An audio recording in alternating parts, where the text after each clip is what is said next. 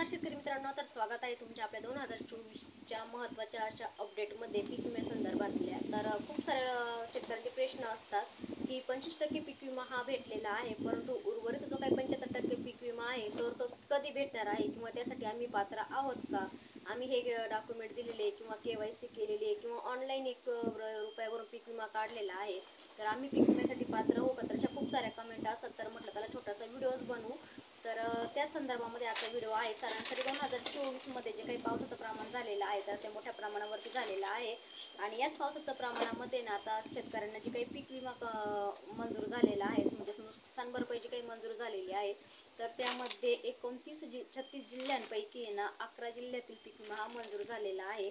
आणि तो कोणत्या पिकासाठी मंजूर झालेला आहे आणि हेक्टरी किती मिळणार आहे, तर सर्व शेतकऱ्यांना हेक्टरी 30,000 पर्यंत जो काही पीक विमा आहे तो मिळण्याची शक्यता आहे. परंतु त्यासाठी कोणत्या पिकासाठी हा मिळणार आहे किंवा कोणते शेतकरी पात्र झालेले आहे, तर ते 11 जिल्हे कोणते आहे याची सविस्तर माहिती आज आपण आपल्या व्हिडिओच्या माध्यमातून बघणार आहोत. तर तूर असेल, मूग असेल, उडीद असेल किंवा सोयाबीन असेल, हे जे काही पीक विमा आहे तर हे जे काही पिकांची नुकसान झालेली आहे तर या नुकसानीकरता किती पीक विमा मिळणार आहे, तर सविस्तर अपडेट आज आपण बघणार आहोत. तर त्यामध्ये पहिला जो जिल्हा आहे तो म्हणजे सर्वात प्रथम अमरावती. तर अमरावती जिल्ह्याचा जर आपण विचार केला तर शेतकरी मित्रांनो, अमरावती जिल्ह्यामध्ये सुद्धा मोठ्या प्रमाणावरती शेतकऱ्याचं नुकसान झालेलं आहे. आणि याच नुकसान भरपाईच्या पार्श्वभूमीवरती आता अमरावती जिल्ह्यामध्ये सुद्धा जो काही पीक विमा आहे तो आज दुपारनंतर वाटपास सुरुवात झालेली आहे. तर त्यामध्ये दुसरा जो जिल्हा आहे तो म्हणजे अकोला, यवतमाळ, त्याचबरोबर बुलढाणा, वाशिम, जालना, त्याचबरोबर परभणी, हिंगोली, नांदेड,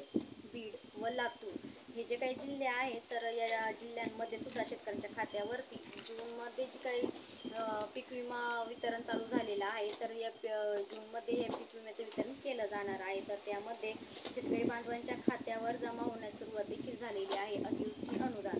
तर यामध्ये जून, जुलै व ऑगस्ट यामध्ये पडली झालेली अतिवृष्टी आणि त्यामुळे राज्य सरकारच्या माध्यमातून जवळपास 1,000 कोटी रुपयाची जी काही रक्कम आहे ती शेतकऱ्यांच्या खात्यावरती वितरित केली जाणार आहे. तर त्यामध्ये शेतकरी मित्रांनो, जिल्हानिहाय शेतकरी संख्या व वितरित निधी याची जी काही आकडेवारी आहे ती जाणून घेऊया. तर त्यामध्ये अमरावती जिल्ह्यामधील 90,255 शेतकरी पात्र करण्यात आलेले आहे आणि त्याचबरोबर 90,255 शेतकरी बांधवांच्या खात्यामध्ये 65,31,00,000 रुपये जी काही निधी आलेली आहे तर ती मंजूर करण्यात आलेली आहे आणि याची वाटपाची कार्यवाही देखील जवळपास सुरू झालेली आहे. तर यामध्ये अमरावती जिल्हा असेल तर अमरावती जिल्ह्याचा सुद्धा आपण विचार केलेला आहे. आणि याच्यात पण एकंदरीत जर आपण विचार केला तर या जिल्ह्यामध्ये वाटपाला देखील सुरुवात करण्यात आलेली आहे. त्यानंतर दुसरा जो महत्त्वाचा जिल्हा आहे तो म्हणजे अकोला. तर अकोला जिल्ह्यामध्ये सुद्धा जर आपण विचार केला तर अकोला जिल्ह्यामध्ये सुद्धा 2,05,77 जे काही शेतकरी आहे नुकसान भरपाईसाठी हे शेतकरी पात्र करण्यात आलेले आहे. आणि या 2,05,71 शेतकऱ्यांसाठी त्या शेतकऱ्यांच्या खात्यावरती 144,28,00,000 रुपयाची जी काही मदत आहे ती मंजूर करण्यात आलेली आहे. आणि जिल्हा प्रशासनाच्या माध्यमातून या कारवाईला देखील सुरुवात करण्यात आलेली आहे. त्याचबरोबर तिसरा जो जिल्हा आहे तो म्हणजे यवतमाळ. तर यवतमाळ जिल्ह्यामध्ये सुद्धा जुलै महिन्यापासून जे काही मे महिन्यामध्ये जे काही पावसाचं प्रमाण झालेलं आहे तर या पावसाचं प्रमाण लक्षात घेता 2,63,609 शेतकऱ्यांच्या खात्यावरती मोठ्या प्रमाणात नुकसान भरपाई जी आहे ती वितरित केली गेलेली आहे.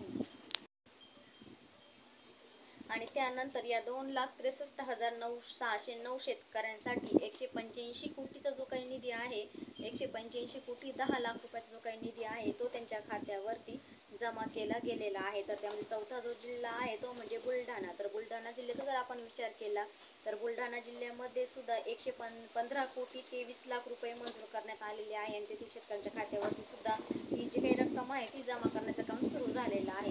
त्यानंतर पाचवा जो जिल्हा आहे तो म्हणजे वाशिम. तर वाशिम जिल्ह्यामध्ये सुद्धा 6,115 शेतकरी जे आहे ते पात्र करण्यात आलेले आहे. आणि या 6,115 शेतकऱ्यांच्या खात्यावरती 47 कोटी 14 लाख रुपयाचा जो काही निधी आहे तो वितरण करण्याचा कार्यवाही चालू झालेली आहे. त्यानंतर पुढचा जो जिल्हा आहे तो म्हणजे जालना. तर जालना जिल्ह्याचा जर आपण विचार केला तर जालना जिल्ह्यामध्ये सुद्धा 282 शेतकरी पात्र करण्यात आलेले आहे आणि या 282 शेतकऱ्यांच्या खात्यावरती 33 लाख रुपयांचे जे काही अनुदान आहे हे येत्या 2 दिवसामध्ये वितरण केल्याची कार्यवाही चालू करण्यात आलेली आहे. तर त्यामध्ये पुढचा जो जिल्हा आहे तो म्हणजे परभणी. तर परभणी जिल्ह्याचा जर आपण विचार केला तर परभणी जिल्ह्यामध्ये सुद्धा 201 शेतकरी हे नुकसान भरपाईसाठी पात्र करण्यात आलेले आहे आणि या 201 शेतकऱ्यांच्या खात्यावरती 27 लाख रुपयाचं जे काही वितरण आहे ते करण्यात आलेलं आहे. त्यानंतर हिंगोली जिल्हा, तर हिंगोली जिल्ह्यामध्ये सुद्धा 27,742 शेतकऱ्यांच्या खात्यावरती 14,55,00,000 रुपयाची जी काही कार्यवाही आहे ती वाटपाला सुरुवात झालेली आहे राज्य सरकारच्या माध्यमातून. त्यानंतर पुढचा जो जिल्हा आहे तो म्हणजे नांदेड. तर नांदेड जिल्ह्यामध्ये सर्वाधिक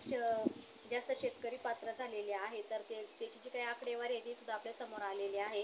तर नांदेड जिल्ह्यामध्ये सुद्धा 6,17,911 जे काही शेतकरी आहे ते पात्र करण्यात आलेले आहे आणि एकंदरीत या शेतकऱ्यांच्या खात्यावरती जी काही नुकसान भरपाई मंजूर करण्यात आलेली आहे तर ती जवळपास 420,46,00,000 रुपये वाटपाची कार्यवाही ही नांदेड जिल्हा प्रशासनाच्या माध्यमातून सुरू करण्यात आलेली आहे. आणि या 127 शेतकऱ्यांमध्ये बीड जिल्हा आलेला आहे. तर बीड जिल्ह्याचा जर आपण विचार केला तर या बीड जिल्ह्यामध्ये सुद्धा 127 शेतकरी पात्र करण्यात आलेले आहे. तर बीड जिल्ह्याची जी काही आकडेवारी आहे ती सर्वात कमी आलेली आहे.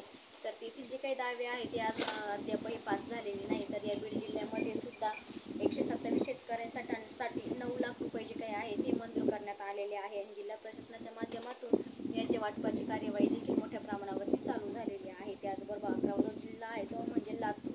तर लातूर जिल्ह्याचा जर आपण विचार केला तर लातूर जिल्ह्यामध्ये फक्त 32 शेतकरी पात्र झालेले आहे आणि लातूर जिल्ह्याची सुद्धा सरासरी आकडेवारी ही खूप कमी प्रमाणामध्ये आलेली आहे. तर या 32 शेतकऱ्यांसाठी शेतकऱ्यांच्या खात्यावरती फक्त 2,92,000 रुपये जे काही आहे ते मग वाटपाची कार्यवाही चालू झालेली आहे. तर यावर या शेतकऱ्यांना 25% जो काही पीक विमा होता तो तुरंत मिळालेला होता, परंतु हे जे काही शेतकरी आहे हे आता 75% पीक विम्यासाठी पात्र करण्यात आलेले आहे. तर या 2 महिन्यामध्ये मोठ्या प्रमाणावरती झालेली अतिवृष्टी, तर याच पार्श्वभूमीवरती ज्यांनी शेती पिकाचं व जमिनीचं म्हणजेच खरडून गेलेल्या जमिनी अतिवृष्टीमुळे, तर या अशा दोन्ही जमिनीच्या शेतकऱ्यांना नुकसान झालेलं आहे आणि यामध्ये अकोला, अमरावती, यवतमाळ, बुलढाणा, वाशिम जिल्हा, जालना, परभणी, हिंगोली, नांदेड, बीड व लातूर असे जे काही 11 जिल्ह्यांचं नुकसान झालेलं आहे. तर या 11 जिल्ह्यांचं जर आपण आकडेवारी बघितली तर एकंदरीतपणे एकूण 14,09,318 शेतकरी पात्र करण्यात आलेले आहे आणि या जवळपास आता या शेतकऱ्यांच्या खात्यावरती 933,01,00,000 रुपये जी काही वाटपाची कार्यवाही आहे ही राज्य शासनाच्या माध्यमातून सुरू करण्यात आलेली आहे. आणि या ज्या शेतकऱ्यांना आपली KYC, तर आता शेतकऱ्यांचा प्रश्न होता की आम्हाला पीक विमा का मिळत नाही, तर ज्या शेतकऱ्यांनी आपली KYC पूर्ण केलेली आहे त्याच शेतकऱ्यांना पीक विमा मिळणार आहे. ज्या शेतकऱ्यांनी आपली KYC पूर्ण केलेली नाही किंवा आपल्या आधार पासबुकला आधार लिंक केलेलं नाही तर त्या शेतकऱ्यांनी लवकरात लवकर आपली KYC करून घ्या,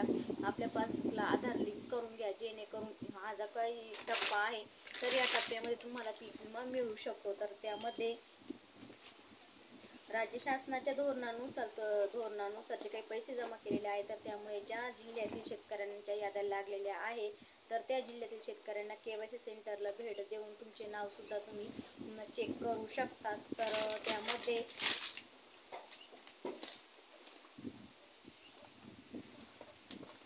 लिंक ज्या काही शेतकऱ्यांनी आपले आधार कार्ड लिंक केलेलं आहे त्या शेतकऱ्यांना सुद्धा हा जो काही पीक विमा आहे तो 2024चा पीक विमा मिळणार आहे. तर शेतकरी मित्रांनो, एकंदरीतपणे जर आपण विचार केला तर या सर्व जिल्ह्यांमध्ये सुद्धा शेती पिकाच्या नुकसानीकरता 14,09,318 कोटी रुपयाचा एकंदरीतपणे जर मिळून 1,000 कोटी रुपयापेक्षा जास्तीचा निधी हा राज्य सरकारच्या माध्यमातून मंजूर करण्यात आलेला आहे. आणि त्याचबरोबर जी काही रक्कम आहे ती सर्व या शेतकऱ्यांच्या खात्यावरती येत्या 2 दिवसामध्ये वितरित केली जाणार आहे. तर शेतकरी मित्रांनो, व्हिडिओ कसा वाटला कमेंटमध्ये नक्की सांगा. आवडलं तर लाईक शेअर करा, नवीन असेल तर चॅनलला सबस्क्राईब करा.